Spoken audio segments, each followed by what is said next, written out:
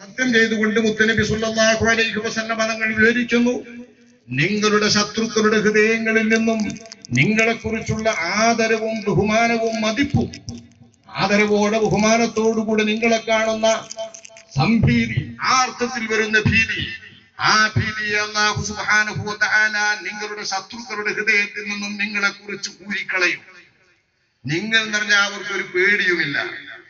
10-12 ആളുകൾ എങ്ങു നിന്നോ വരും. ഇവിടെയുള്ളവരല്ലല്ലോ ഈ മുസ്ലിമീങ്ങളൊക്കെ, എങ്ങു നിന്നോ വരുന്നു. കേരളത്തിങ്കൽ മുസൽമാന്മാർ പശ്ചിമ പാരങ്ങളിൽ നിന്നു വൻകടലിൽ ചീറും തിരകൾ കടന്നോ ഹിമാലയമേറിയോ വന്നവേറെയില്ല എന്ന് കുമാരനാശാൻ ഈ സമുദായത്തെ പറയേണ്ട വഴികളൊക്കെ പറഞ്ഞുകൊണ്ട് തന്നെ സ്വന്തം സമുദായത്തെ ഉണർത്തിക്കൊണ്ടിരിക്കുന്നതിനിടയിൽ പറഞ്ഞത്, നമ്മുടെ കേരളത്തിൽ വന്ന ഈ മുസ്ലിമീങ്ങളൊക്കെയും ഹിമാലയ പർവ്വതം കയറിക്കൊണ്ട് വന്നതോ, പർവ്വത സാനുക്കളിൽ നിന്ന് വന്നതോ, അല്ലെങ്കിൽ ചീറുന്ന തിരമാലകൾ താണ്ടിക്കൊണ്ട് കടൽ കടന്നിങ്ങോട്ട് വന്നതോ അല്ല. വളരെ കുറഞ്ഞ ഒരു സംഘത്തിന്റെ ഏറ്റവും നല്ല രീതിയിലുള്ള പെരുമാറ്റവും അവർ പഠിപ്പിച്ചിട്ടുള്ള ആശയങ്ങളും അവരുടെ ജീവിതത്തിന്റെ മാതൃകകളും കണ്ടുകൊണ്ട് അവരിൽ ആകൃഷ്ടരായി വന്നവരും സ്വന്തം നിലനിൽക്കാനുള്ളവർ നല്ല സന്ദേശം കിട്ടിയപ്പോൾ ആ സന്ദേശത്തിന്റെ കൂടെ ഒന്നിച്ചു കൂടിയവരുമാണ്. എന്നുണർത്തിയ രീതിയിൽ 10-12 ആളുകൾ വന്നപ്പോൾ ഒന്നിച്ചു കൂടിയതാണിവർ. അവരെക്കുറിച്ച് മറ്റുള്ളവർക്ക് മതിപ്പുണ്ട്, അവരെക്കുറിച്ച് മറ്റുള്ളവർക്ക് ഭയമുണ്ട്, അവരെക്കുറിച്ച് മറ്റുള്ളവർക്ക് ആദരവുണ്ട്. ആ ആദരവിന്റെ ഭയം, അപ്പോഴാണ് അവർക്ക് പള്ളിക്ക് സ്ഥലം കൊടുക്കുക, അപ്പോഴാണ് അവർക്ക് ജീവിതത്തിന് താമസിക്കാൻ ഇടം നൽകുക, അപ്പോഴാണ് അവർ പറയുന്ന ഇടത്ത് നമ്മുടെ ദീനീ സ്ഥാപനങ്ങൾക്കും അവർ നിർദ്ദേശിക്കുന്ന സംഗതികൾക്കും വേണ്ടി ആളുകൾ, മറ്റു സമുദായക്കാർ അവർ എന്താവശ്യപ്പെടുന്നുവോ അത് നൽകുന്നത്.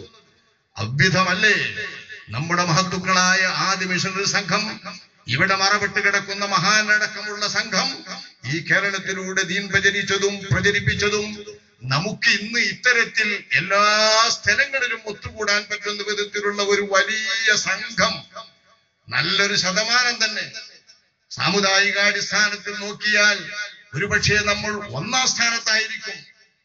എല്ലാ ചണ്ടി ഭണ്ഡാരങ്ങളും കൂടി കൂട്ടിയിട്ട് 1-ാം സ്ഥാനം വേറെ കൊടുത്തിട്ടാണ് നമ്മൾ 2-ാം സ്ഥാനത്ത് വരുന്നത്. അതൊക്കെ വാസ്തവത്തിൽ പല പല സമുദായങ്ങളാണ്, പല പല വിഭാഗങ്ങളാണ്. എല്ലാം കൂടി ചേർന്നാൽ ഒരുപക്ഷെ നമ്മൾ 1-ാം സ്ഥാനത്താണ്. ഇவ்விധത്തിലുള്ള സംഘമായി നമ്മെ വളർത്തിയെടുക്കുന്നത് ഇവരെ സംബന്ധിച്ച് ശത്രുക്കൾക്കുണ്ടായിരുന്ന ഭീതിയും സഹോദര സമുദായങ്ങൾക്കുണ്ടായിരുന്ന ആദരവുമാണ്.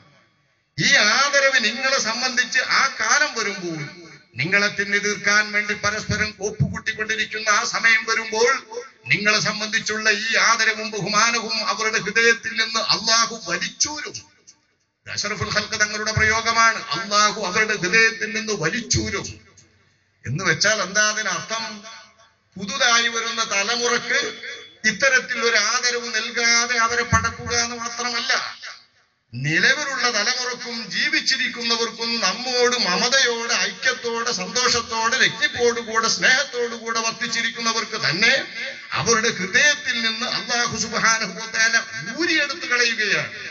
ഉള്ള സ്നേഹം, ഉള്ള മതിപ്പ്, ഉള്ള ആദരവ്, ഇത് നമ്മെ സംബന്ധിച്ചുള്ളത് അല്ലാഹു സുബ്ഹാനഹു വ തആല ഊരും. ഇത് സത്യം ചെയ്താൽ നബി തങ്ങൾ പറയുന്നത്. അതേസമയം വലയഖ്ദിഫന്നല്ലാഹു ഫീ ഖുലൂബികുമുൽ വഹൻ, നിങ്ങളുടെ ഹൃദയത്തിന്റെ അകത്താണെങ്കിലോ അല്ലാഹു സുബ്ഹാനഹു വ തആല വഹൻ, ഒരു തരം ദൗർബല്യമിട്ട് തരും. നിങ്ങളുടെ ഹൃദയത്തിന്റെ അകത്ത് അല്ലാഹു തആല ഒരു തരം ദൗർബല്യമിട്ട് തരും.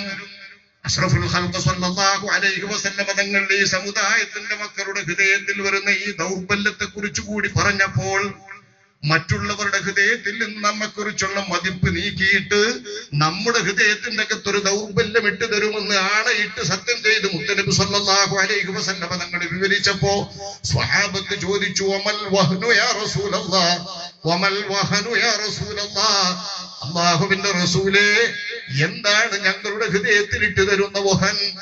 ഈ സമുദായത്തിന്റെ ആളുകളുടെ ഹൃദയത്തിൽ ഇട്ട് തരുന്ന വഹൻ ആളുകൾ കമ്മിയായതല്ല.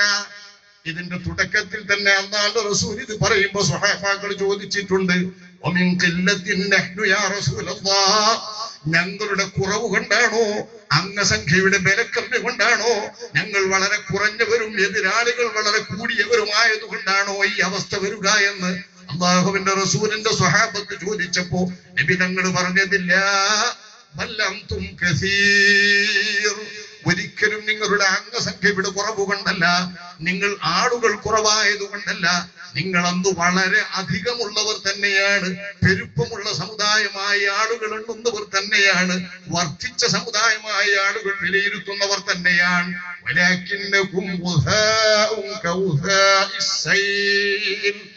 വരുവെള്ളത്തിൽ മലവെള്ളത്തിൽ ഒലിച്ചു വരുന്ന ചണ്ടികൾ പോലെ, വീര്യം നഷ്ടപ്പെട്ട, യാഥാർത്ഥ്യം നഷ്ടപ്പെട്ട, സത്ത നഷ്ടപ്പെട്ട, എല്ലാം കഴിഞ്ഞ് ഊറ്റിയിടപ്പെട്ട ചണ്ടികളില്ലേ, ജ്യൂസ് എടുത്ത് കഴിഞ്ഞിട്ട് പുറത്തേക്കിടപ്പെടുന്ന ചണ്ടിയില്ലേ, വരുശാലകളിൽ ഒഴിച്ചിടപ്പെടുന്ന ചണ്ടിയില്ലേ, പെരുവെള്ളം വന്നാൽ മഴം വെള്ളം വന്നാൽ ഒന്നിച്ചു കൂലം കുത്തിയൊടുക്കുന്ന ചണ്ടി, ആ ചണ്ടികൾ പോലെ, ചവറുകൾ പോലെയായിരിക്കും നിങ്ങളുടെ അവസ്ഥ. യാഥാർത്ഥ്യമില്ല, ഈമാനില്ല, ഇസ്ലാമില്ല.